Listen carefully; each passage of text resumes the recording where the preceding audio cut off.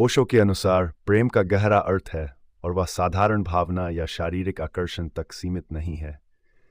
जब वे कहते हैं जब तुम प्रेम करो तो ऐसे प्रेम करो जैसे वह व्यक्ति भगवान हो, तो उनका अभिप्राय यह है कि प्रेम में पूर्णता और पवित्रता होनी चाहिए।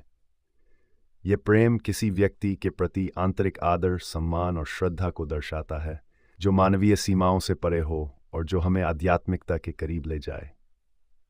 नंबर 1, प्रेम को पवित्र बनाना। ओशो के अनुसार प्रेम कोई साधारण अनुभव नहीं है। ये एक ऐसा पवित्र संबंध है जो व्यक्ति को आत्मा और अस्तित्व के उच्चतम स्वरूप से जोड़ सकता है।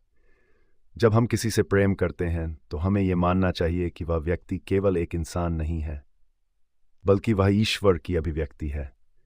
यह सोच प्रेम को एक आध्यात्मिक स्तर पर ले जाती है, जहां हम न केवल किसी व्यक्ति के बाहरी गुणों से प्रेम करते हैं, बल्कि उसके भीतर की दिव्यता से प्रेम करते हैं। इस दृष्टिकोण से प्रेम करना हमें दूसरों की सीमाओं और कमजोरियों से ऊपर उठने में मदद करता है। जब हम किसी व्यक्ति को भगवान के रूप में देखते हैं तो हम उसे जज नहीं करते, उसकी गलतियों को माफ कर देते हैं और उसके भीतर की पवित्रता को पहचानते हैं। ऐसा प्रेम बिना शर्त और निस्वार्थ होता है, जिसमें कोई अपेक्षा नहीं होती। नंबर 2, प्रेम में अहंकार का त्याग। ओशो का मानना है कि जब हम किसी को भगवान के रूप में प्रेम करते हैं तो हमारा अहंकार समाप्त हो जाता है, क्योंकि भगवान के प्रति प्रेम में अहंकार के लिए कोई स्थान नहीं होता। यदि हम किसी व्यक्ति को उसकी ईश्वरीय प्रकृति के आधार पर प्रेम करते हैं तो हमारा प्रेम पूरी तरह से निस्वार्थ होता है। ये प्रेम केवल देने के लिए होता है, न कि पाने के लिए। अहंकार ही वह बाधा है जो प्रेम को सीमित और स्वार्थी बनाता है। जब तक हम प्रेम में अपने अहंकार को छोड़ नहीं देते, तब तक हम प्रेम को उसकी पूर्णता में अनुभव नहीं कर सकते। ओशो कहते हैं कि जब आप किसी व्यक्ति को भगवान की तरह प्रेम करते हैं तो आप अपने भीतर के अहंकार, क्रोध, द्वेष और सभी नकारात्मक भावनाओं को छोड़ देते हैं। आप प्रेम में पूरी तरह से विलीन हो जाते हैं। नंबर 3, प्रेम में समर्पण। ओशो के इस कथन का एक महत्वपूर्ण पहलू समर्पण है। भगवान के प्रति प्रेम में समर्पण होता है और इसी प्रकार हमें व्यक्ति के प्रति भी प्रेम में समर्पण करना चाहिए। यह समर्पण अपने आप को पूरी तरह से प्रेम के हाथों में छोड़ने जैसा है।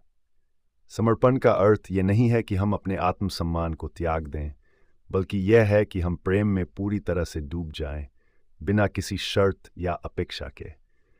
जब हम किसी व्यक्ति को भगवान की तरह प्रेम करते हैं तो हमारे भीतर एक गहरा समर्पण होता है। यह समर्पण हमें प्रेम के उस उच्चतम स्तर तक ले जाता है जहां केवल प्रेम ही बचता है और बाकी सब कुछ गायब हो जाता है। ओशो का मानना है कि समर्पण से ही हम प्रेम के वास्तविक अनुभव तक पहुंच सकते हैं। नंबर 4, प्रेम में अनंतता। ओशो का प्रेम का दर्शन हमें इस बात की ओर भी इशारा करता है कि प्रेम सीमित नहीं होना चाहिए। भगवान के प्रति प्रेम अनंत होता है। वह समय, स्थान और परिस्थितियों से परे होता है। इसी प्रकार जब हम किसी व्यक्ति को भगवान की तरह प्रेम करते हैं तो हमारा प्रेम भी अनंत हो जाता है। यह प्रेम स्थायी होता है और बदलती परिस्थितियों से प्रभावित नहीं होता। ओशो के अनुसार प्रेम को अनंतता का अनुभव करना है। जब आप किसी को इस दृष्टिकोण से प्रेम करते हैं तो यह प्रेम एक साधारण भावना से ऊपर उठकर आध्यात्मिक अनुभव बन जाता है। यह प्रेम आपको खुद से परे ले जाता है और आपको उस अंत स्रोत से जोड़ता है जो सभी प्रेम का मूल है। नंबर 5, प्रेम में ध्यान। ओशो का ध्यान और प्रेम के बीच गहरा संबंध है। जब हम किसी को भगवान के रूप में प्रेम करते हैं तो वह प्रेम ध्यान का एक रूप बन जाता है। ध्यान में हम अपनी सभी चिंताओं, विचारों और अहंकार को छोड़कर वर्तमान क्षण में पूरी तरह से उपस्थित होते हैं। इसी प्रकार प्रेम में भी हमें पूरी तरह से उस व्यक्ति के साथ उपस्थित होना चाहिए जिसे हम प्रेम करते हैं। ओशो का मानना है कि जब आप किसी व्यक्ति से भगवान की तरह प्रेम करते हैं तो आप ध्यान की अवस्था में प्रवेश करते हैं। यह प्रेम आपको उस क्षण में पूरी तरह से उपस्थित करता है और आपके मन की सभी नकारात्मकताओं को दूर करता है। इस प्रकार का प्रेम न केवल आपके संबंधों को गहरा बनाता है, बल्कि यह आपकी आध्यात्मिक यात्रा को भी आगे बढ़ाता है। नंबर 6, प्रेम और स्वीकृति। ओशो का प्रेम का दर्शन स्वीकृति पर भी आधारित है। जब आप किसी को भगवान की तरह प्रेम करते हैं तो आप उसे पूरी तरह से स्वीकार करते हैं जैसा वह है। भगवान के प्रति प्रेम में कोई शर्त या अपेक्षा नहीं होती। हम उन्हें वैसे ही स्वीकार करते हैं जैसे वे हैं। इसी प्रकार जब हम किसी व्यक्ति से भगवान की तरह प्रेम करते हैं तो हम उसे पूरी तरह से स्वीकार करते हैं, उसकी अच्छाइयों और कमजोरियों के साथ। स्वीकृति से प्रेम में एक विशेष गहराई आती है। ये प्रेम हमें दूसरों की कमियों को माफ़ करने, उनकी सीमाओं को समझने और उन्हें पूरी तरह से अपना बनाने की शक्ति देता है। जब हम स्वीकृति के साथ प्रेम करते हैं तो हमारा प्रेम स्थायी और स्थिर हो जाता है।